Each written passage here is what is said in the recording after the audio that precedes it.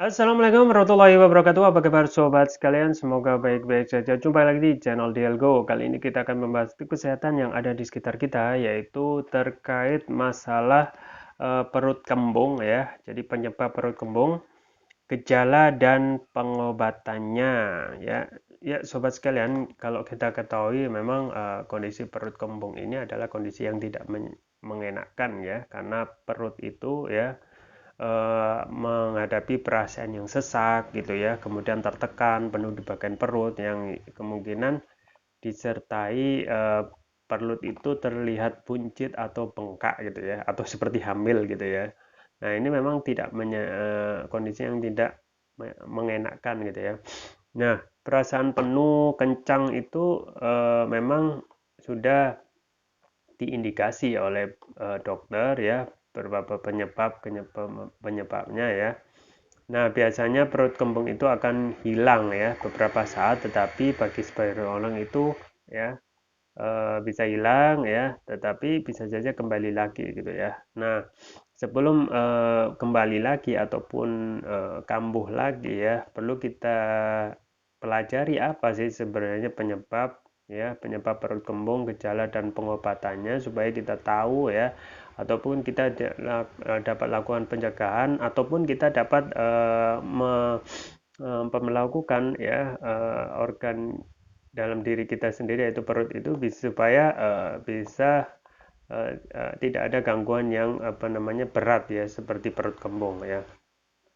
Nah, kita akan bahas pertama yaitu tentang penyebab perut kembung ya. Dilihat dari laman John Hopkins Medicine ya, penyebab perut kembung yang paling umum itu sembelit ternyata ya. Susah buang air besar itu memang mempengaruhi ya. Karena buang air besar yang lebih sedikit dari biasanya itu hanya salah satu gejala sembelit ya. Nah, selain sembelit ya, penyebab lain perut kembung itu ada beberapa yang sudah dihimpun dari berbagai sumber ya. Yang pertama adalah sensitivitas usus gitu ya. Nah, orang dengan sindrom iritasi usus besar atau irritable bowel syndrome ini dapat menjadi sangat sensitif terhadap gas ya. Jadi usus itu bermasalah, sensitif ya, itu tentu saja akan salah satu menjadi penyebab gitu ya. Yang kedua adalah penyebab perut kembung itu adalah SIBO ya. Apa itu SIBO? Small intestinal bacterial overgrowth ya. Jadi orang yang telah menjalani operasi usus atau IBS ya dengan diare lebih mungkin mengalami SIBO yang dapat menyebabkan kembung ya. Adanya pertumbuhan bakteri gitu ya.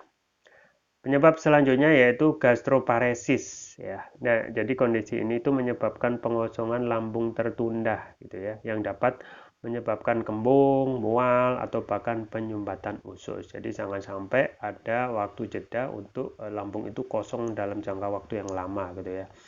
Penyebab selanjutnya yaitu kondisi gen ya atau kondisi ginekologi ya. Ya, terkadang masalah dengan ovarium atau rahim itu dapat menyebabkan kembung juga gitu ya. Seperti yang dikutip dari web MD ya, kebiasaan makan yang buruk itu juga menjadi penyebab umum perut kembung seperti terlalu banyak makan ya. Jadi memang mayoritas penyakit itu kalau kita tidak bisa mengontrol makanan dengan baik itu akan menyebabkan problem ya, termasuk juga perut kembung. Jadi itu ya penyebabnya. Sekarang kita beranjak ke gejala perut kembung ya. Apa saja gejala itu ya?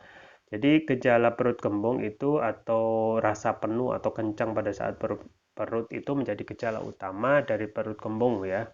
Selain itu yang seperti dikutip dari NSH UK ya, dari UK itu beberapa gejala lain yang mungkin dirasakan adalah rasa sakit atau tidak nyaman di perut. Itu menjadi gejala umum ya. Kemudian perut keroncongan dan kentut lebih dari biasanya. Itu ada gejala yang sering terjadi pada saat perut kembung. Kemudian beranjak selanjutnya yaitu pengobatan rumahan yang untuk pengobatan rumahan untuk perut kembung ya. Jadi untungnya ya perut kembung itu dapat diatasi dengan mudah tanpa bantuan dari dokter ya. Meskipun begitu, kalaupun perut kembung itu terasa terlihat lebih gawat lagi, itu memang harus dikonsultasikan kepada dokter. Nah, ada beberapa produk pengobatan rumahan untuk perut kembung. Yang pertama adalah teh herbal gitu ya. Teh peppermint ya, teh herbal itu apa saja? Teh peppermint ya, chamomile, jahe, kunyit, dan ada yang dapat membantu pencernaan dan membantu proses gas gitu ya. Yang selanjutnya yaitu kapsul minyak peppermint ya. Ini antispasmodik alami untuk membantu otot-otot usus itu rileks dan dapat membantu mengeluarkan kotoran dan gas yang terperangkap. Selanjutnya yaitu antasida ya. Jadi obat ini memang terbukti ya banyak dipakai oleh masyarakat untuk meredakan peradangan pada saluran pencernaan dan membantu mengeluarkan gas itu menjadi lebih mudah. Yang selanjutnya yaitu probiotik ya. Nah, ini probiotik berarti terkait dengan makanan atau suplemen dengan probiotik yang dapat membantu melengkapi menyeimbangkan kembali usus karena probiotik itu fungsinya sangat baik untuk usus ya. Usus dan akan membantu mencerna makanan lebih baik. Kemudian selanjutnya adalah magnesium ya. Ini magnesium itu juga dapat membantu menetralkan asam lambung dan mengendorkan otot usus karena memiliki efek pencahar alami ya. Kemudian setelah kita mengetahui penyebab ya, gejala dan juga pengobatan rumahan, yang paling penting adalah pencegahan ya, karena pencegahan itu lebih baik daripada pengobatan. Dan perut kembung itu memang dapat dicegah sebenarnya dengan mempraktekkan gaya hidup sehat ya. Gaya hidup baik, gaya hidup sehat itu dimulai dengan bagaimana kita mengkonsumsi makanan atau minuman yang sehat ya. Jadi ingat bahwa saja seluruh penyakit itu mayoritas dari makanan dan minuman ya. Kalau kita bisa menjalankan pola hidup sehat dari hal makanan itu akan banyak sekali membantu ya. Di antaranya adalah mengkonsumsi serat yang cukup ya. Jangan di skip ya. Serat ini sangat dalam hal untuk melancarkan pencernaan termasuk untuk membantu perut kembung itu dapat mengkonsumsi serat yang cukup ya. Kemudian juga tidak lupa untuk minum air putih yang cukup ya. Anjuran apa namanya? Secara umum memang dianjurkan untuk 2 liter ya. 2 liter air minum dikonsumsi sehari atau 8 gelas gitu ya. Itu sudah cukup untuk memenuhi kebutuhan air supaya tidak dehidrasi. Selanjutnya adalah berolahraga gitu ya. Ini sudah hal yang umum yang harus kita jalankan. Kemudian selanjutnya menghindari makan olahan ya seperti sosis, nugget yang diolah. Kemudian di dalamnya pastikan ada pengawetnya. Nah, itu memang harus dihindari untuk menjalankan pola makan minum yang sehat ya. Dan yang paling penting sobat sekalian ya, yang terus saya rekomendasikan adalah juga mengkonsumsi produk kesehatan yang produk kesehatan yang dapat menjaga stamina dan imunitas tubuh setiap hari yaitu konsumsi propolis ya. Ini saya rekomendasikan dan ini adalah produk turunan lepas selain madu yaitu propolis, dan propolis yang saya rekomendasikan adalah Turkish Propolis Rukia ya. Yang ini adalah produk premium ya. Ini adalah produk premium sudah memakai teknologi nano ya. Fungsinya ya kan untuk meningkatkan kelarutan dan penyerapan oleh tubuh, artinya dapat mempercepat penyembuhan terhadap penyakit gitu ya. Kemudian ini ada berasal dari Turki ya.